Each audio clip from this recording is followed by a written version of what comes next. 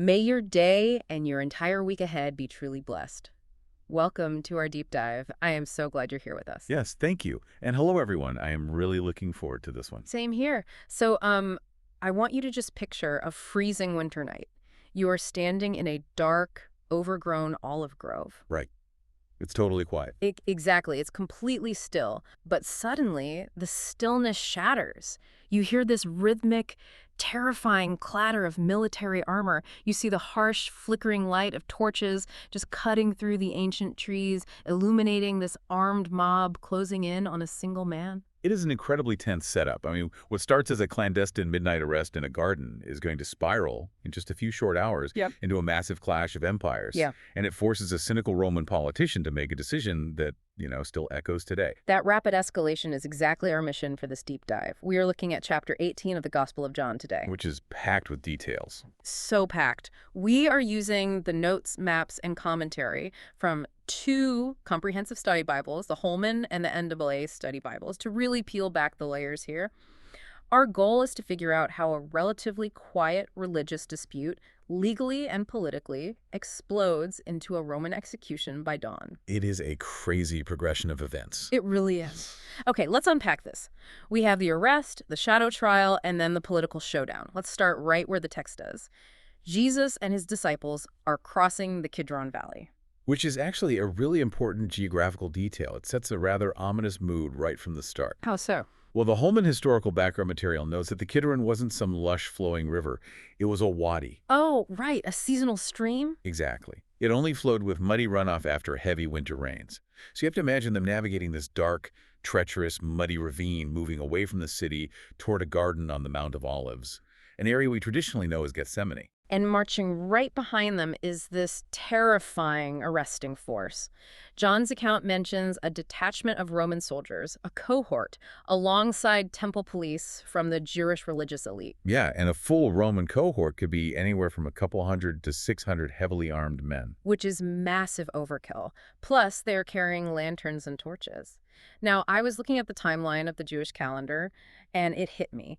This is happening during Passover. Right. And Passover always aligns with a full moon. So you have this bright, naturally illuminated night.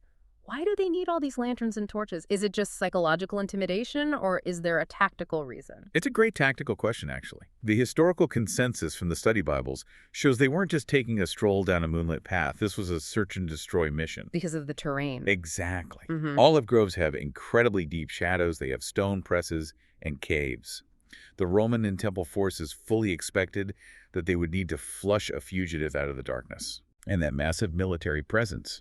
They were anticipating an organized, armed insurgency. Which makes the actual encounter so subverting, really, because Jesus doesn't hide in a cave. He steps out into the open and asks the mob, "Who is it you want?" Right. He takes the initiative. And they respond, "Jesus of Nazareth." And Jesus replies with two words. He says, "I am."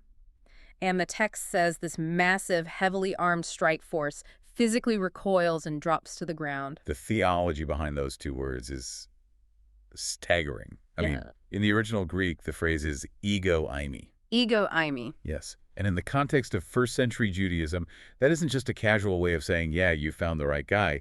It is a direct, unfiltered claim to divine authority. Because it links back to the book of Exodus, right? When God speaks to Moses from the burning bush. Burning bush, yes. God identifies himself as, I am who I am. So he is using that exact name. Precisely. By using ego eimi in this specific, emphatic way, Jesus is claiming the divine name for himself.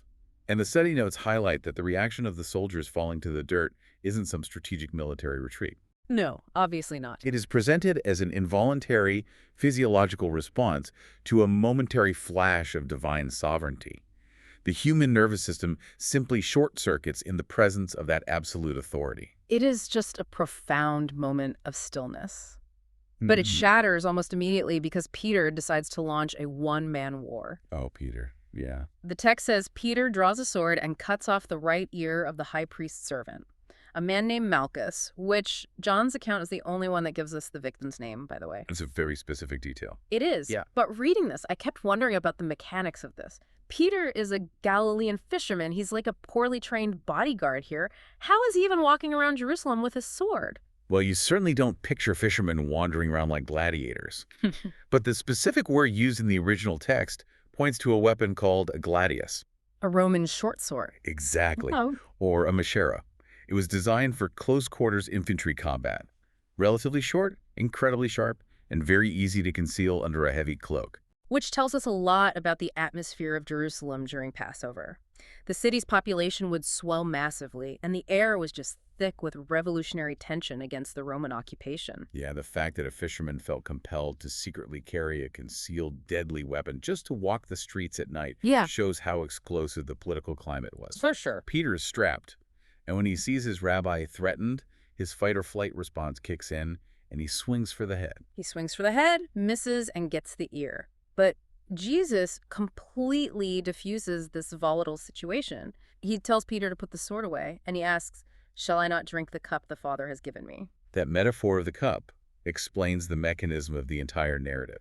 The cup represents the impending suffering and divine judgment. Right. The study resources emphasize that by stopping the violence and voluntarily stepping forward, Jesus is proving he is not a victim of circumstance. He is the one dictating the terms of his own surrender. And because he goes willingly, it forces the religious leaders to figure out what to do with him right now. They have the prisoner, but it's the middle of the night. It's a huge logistical problem for them. Yeah. So Jesus legally corners them into an improvised shadow trial. They don't take him to the official chambers of the Sanhedrin. They take him to a private residence belonging to a man named Annas. Annas is a fascinating figure. He was the official high priest from AD 6 to 15, appointed by the Roman legate. Eventually, the Romans deposed him because he was accumulating far too much regional power. But stepping down on paper meant absolutely nothing. Looking at how Annas operated, he sounds like the godfather of first-century Jerusalem. Oh, that is a perfect way to describe him. He functioned exactly like a modern political shadow lobbyist. He didn't need the official title because he controlled the infrastructure. He was the patriarch of an immensely wealthy Sadducee family. He managed to get 5 of his sons and his son-in-law Caiaphas appointed to the high priesthood over the years. Wow. Furthermore, his family controlled the temple bazaars, the lucrative market of money changers and sacrificial animals. He basically controlled the supply chain of the regional economy. So if you want something done in the dark in Jerusalem, you go to the man who holds the purse strings. And what happens in Annas's courtyard is a masterclass in judicial corruption. Completely illegal. Yeah, Annas begins interrogating Jesus about his disciples and his teaching, effectively fishing for anything that sounds like heresy or treason. And Jesus understands the mechanics of Jewish law better than the former high priest does. He tells Annas, "I have spoken openly to the world. I always taught in synagogues or at the temple. Why question me? Ask those who heard me." He is invoking the right against self-incrimination. Under the Jewish legal code of the time, the burden of proof rested entirely on the accusers. Exactly. A magistrate couldn't force a prisoner to testify against himself in a midnight unrecorded hearing. They were required to bring forward corroborating witnesses. Jesus is publicly exposing that this entire procedure is illegal. Which leads to a brutal reaction. A temple guard standing nearby strikes Jesus in the face with the palm of his hand. It is a severe physical and social insult, and a massive breach of justice. And look at why it happens. Violence is the refuge of a defeated argument. Annas realizes he has been legally outmaneuvered by a carpenter from Nazareth. He lost the intellectual debate, so his enforcers pivot to brute force. If we connect this to the bigger picture, the Gospel of John sets up a brilliant cinematic contrast right here. How do you mean? Well, inside the warm house, you have Jesus, bound and bleeding, systematically dismantling a corrupt legal proceeding with complete composure. Meanwhile, outside in the courtyard, we have Peter. Ah, right. The man who was ready to wage war against a Roman cohort just a few hours prior. Exactly.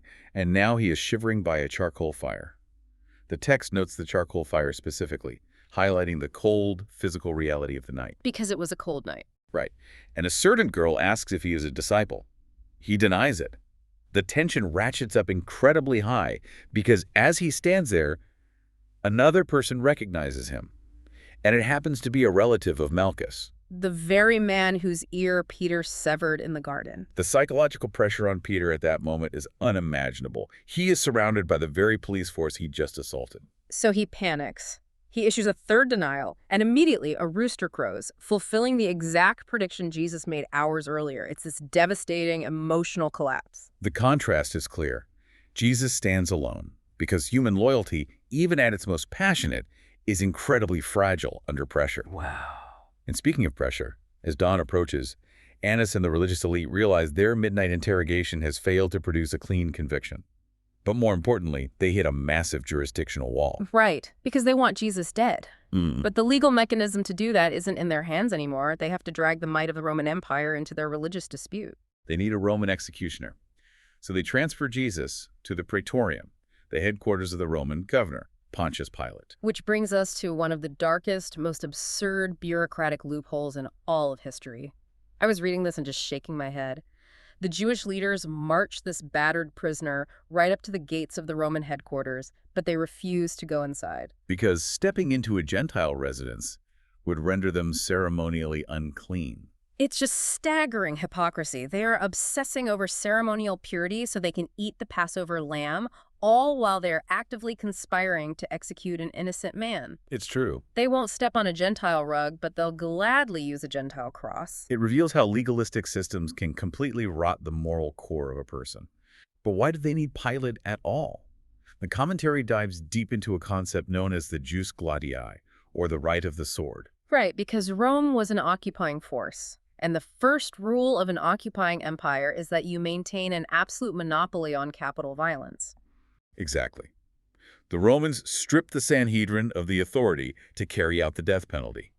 The Jewish courts could manage local civil disputes, they could flog someone, they could excommunicate them from the synagogue. But they couldn't execute them. No, if a crime demanded death, a Roman official had to sign the warrant. And this detail from the notes is crucial because it fulfills a very specific prophecy about the kind of death Jesus would die.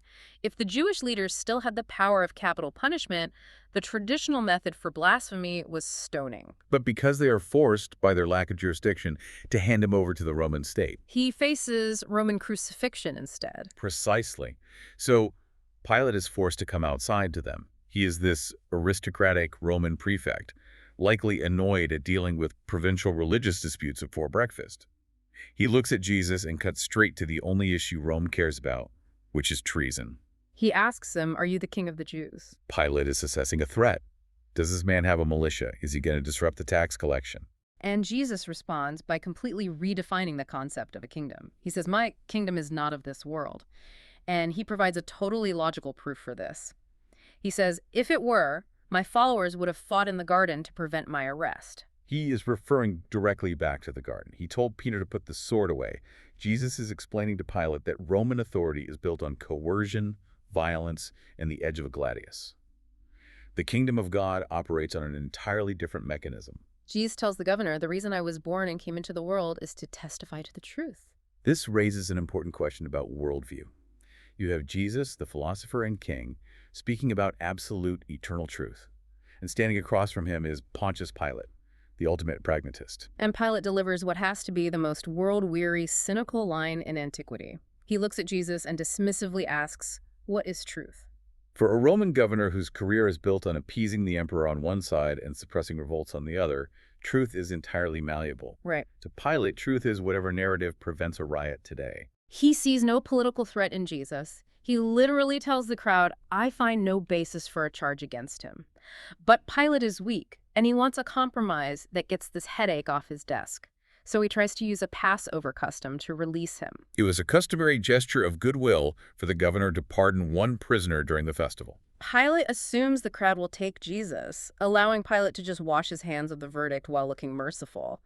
But he drastically underestimates the coordinated hostility of the religious leaders. He asks if he should release the king of the Jews, and the crowd erupts. "No, not him! Give us Barabbas!" The introduction of Barabbas is the final shocking twist in this narrative, and the historical context makes it devastating. Let's break down that name from the study notes. In Aramaic, bar means son, and Abbas means father. The man's name literally translates to son of the father. Yes, and who is this man? The text identifies him as a revolutionary. The historical term is often associated with the Sicarii or the Zealot movement. These were hardened insurgents who used assassination, extortion, and armed rebellion. Domestic terrorists, basically. Exactly. Barabbas was a saltador, a man of the sword imprisoned for insurrection and murder during a recent city uprising. I just marvel at that exchange. It is a profound, tragic inversion. Here stands Jesus, the true Son of the Father, Mhm. who just demonstrated absolute restraint in the garden, who brings peace, offering truth, and the crowd rejects him. And instead, they demand the release of an imposter. They demand the release of a literal violent rebel whose name happens to mean Son of the Father. When given the choice between the man who suffers violence to bring peace and the man who inflicts violence to gain power, They choose the man of violence. The irony is staggering. The religious leaders were terrified that Jesus might inadvertently provoke the Romans into destroying their nation. Yet to get rid of him, they aligned themselves with an actual terrorist whose very faction would eventually lead Rome to burn Jerusalem to the ground. the entire progression of chapter 18 is built on these escalating contrasts. The divine authority in the dark ravine versus the chaotic, armed mob, the calm logic of a prisoner exposing the illegalities of the shadow court. Yeah. The obsession with a clean floor versus the desire for an execution. And finally, the true king of a different world, standing before the cynical politician of this one. It really leaves you reeling when you see all the gears turning under the surface. As we wrap up this deep dive into the political and spiritual machinery of that night, I want to leave you, our listener, with a final thought to chew on. We just talked about the crowd choosing Barabbas over Jesus, but I want you to picture the next morning from Barabbas's perspective. Oh, wow. That's a thought. Right. Think about the psychological weight of his reality. Barabbas was an actual insurrectionist. He was guilty. He went to sleep in a Roman cell, fully expecting to be dragged out and nailed to a piece of wood the very next day. That cross was built for him. It literally was. But when the sun comes up, a guard opens his cell door, unchains him, and tells him to walk out into the sunlight. He is a free man solely because an innocent man stepped into his place and took his cross. Barabbas is the first person in history to literally experience the mechanism of substitution. That is heavy. It really is. So the challenge for you to consider is this. What does a person do with that kind of unexpected grace?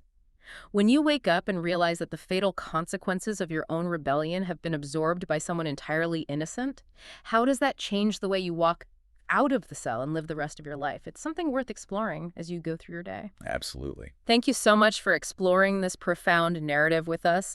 God blesses all the listeners. Have a wonderful week and keep digging deeper.